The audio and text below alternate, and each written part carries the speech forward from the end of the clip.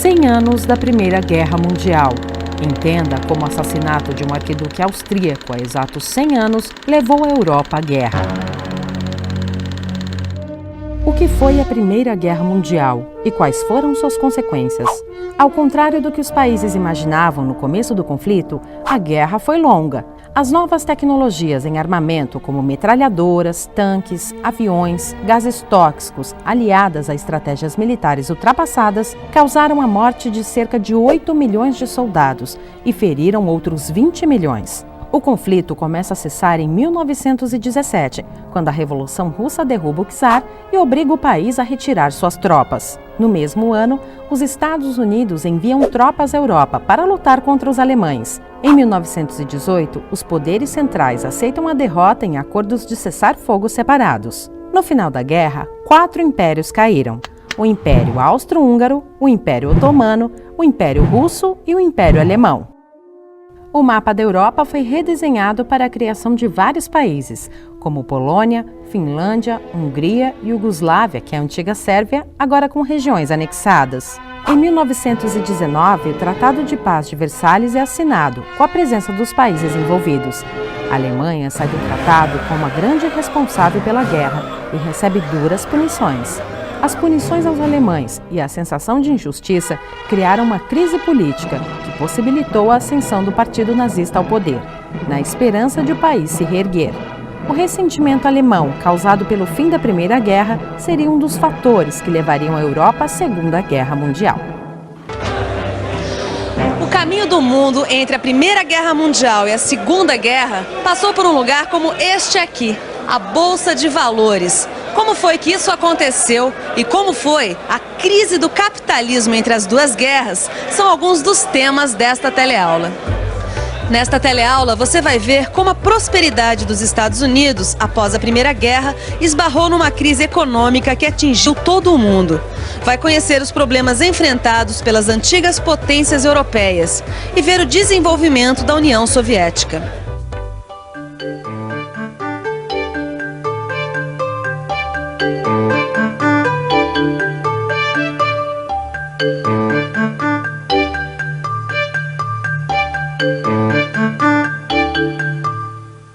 Entre a Primeira e a Segunda Guerra Mundial, houve um período de pouco mais de 20 anos, uma espécie de intervalo marcado por uma grande crise econômica, que junto com as crises políticas e sociais não resolvidas, funcionou como uma bomba relógio que foi estourar no final dos anos 30. Uma das causas foi o fracasso da Liga das Nações, criada após a Primeira Guerra para manter a paz. E além de não resolver suas disputas políticas, após a Primeira Guerra, a Europa perdeu a condição de centro da economia mundial. Em 1918, termina a Primeira Guerra Mundial. Os países da Europa estão praticamente arruinados. Mesmo os que saíram vencedores, como a Inglaterra e a França, têm que enfrentar enormes problemas devido ao estrago da guerra. A Europa tenta se reerguer e já não é o centro econômico do mundo. Esse centro agora está nos Estados Unidos, que vive um período de grande prosperidade. Os Estados Unidos saem da guerra como os maiores credores do mundo. Ao invés de se preocupar com o que acontecia na Europa, preferem manter uma posição de isolamento. Tinham entrado na era dos grandes negócios e otimismo. Otimismo, glamour. Olha, eu acho que o cinema americano agitava o mundo todo naquela época, né, Vicente? Ah, sem dúvida. E os americanos estavam vivendo isso tudo como se fosse uma festa, né? A indústria da agricultura estava produzindo muito bem, o nível de vida tinha subido. Aliás, foi nessa época que o Henry Ford inventou a linha de montagem e começou a produzir carros baratos que qualquer burguês podia comprar, entendeu? Além de tudo, ainda tinha o rádio tocando Charleston, dando o tom da festa, entendeu? Agora vem cá, quem é que financiava essa festa toda, hein? Bom, a indústria estava produzindo muito bem, a agricultura super produzindo. Tinha crédito fácil para quem quisesse crédito. Então estava uma beleza até que a festa acabou, né? Ah, mas peraí, por quê? Porque a produção da indústria americana e da agricultura cresceu tanto que eles não tinham mais como vender. Sem mercado, os preços dos produtos agrícolas caíram. A indústria baixou a produção e despediu empregados. E mais uma coisa, com um crédito bancário tão fácil e as empresas produzindo tanto, Quase todo mundo resolveu participar dos lucros e investir na Bolsa de Valores. Em 1929, a Bolsa de Nova York quebra. Em poucas horas, fortunas desaparecem.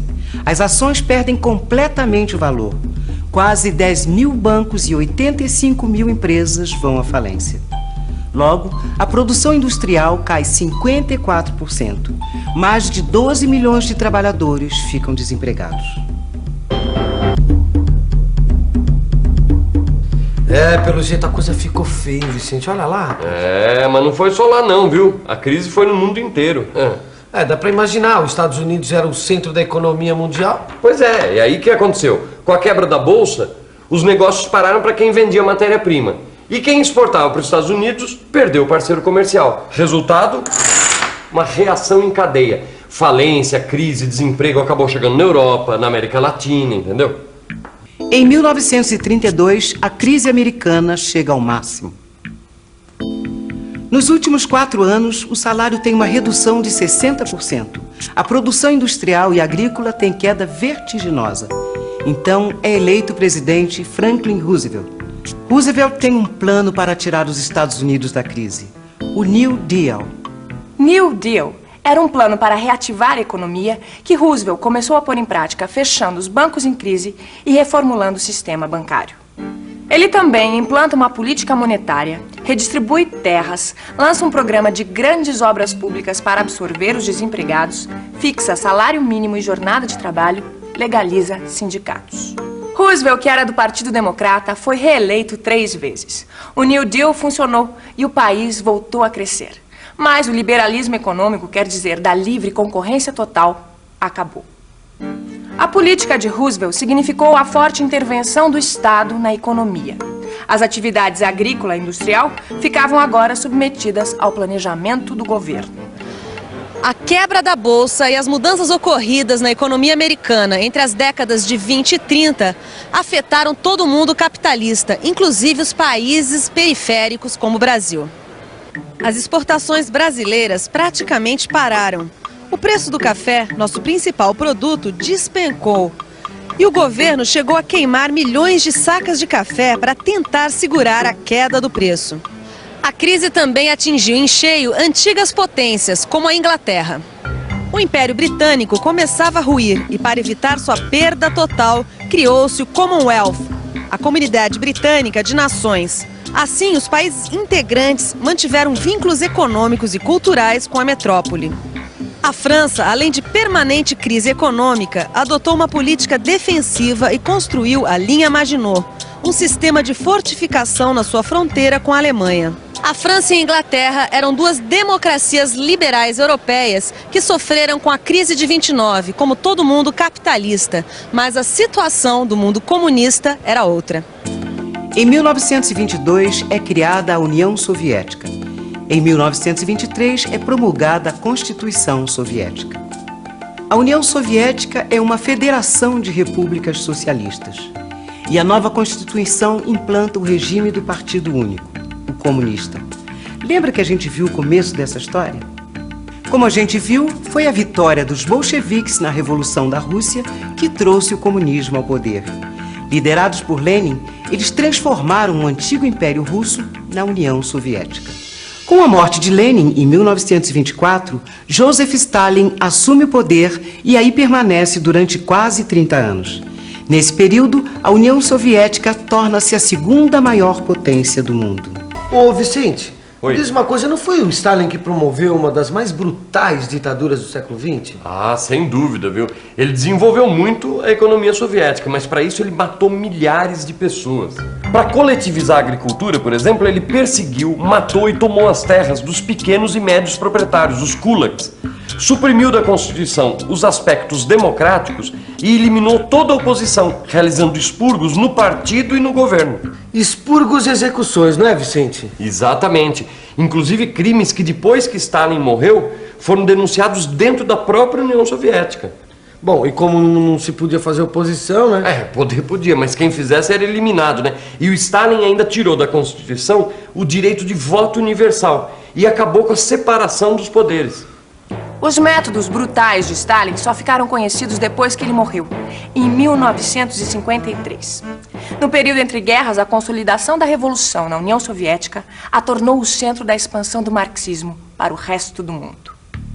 Partidos de esquerda receberam apoio e sustentação soviética, mas a direita totalitária avançou em muitos países.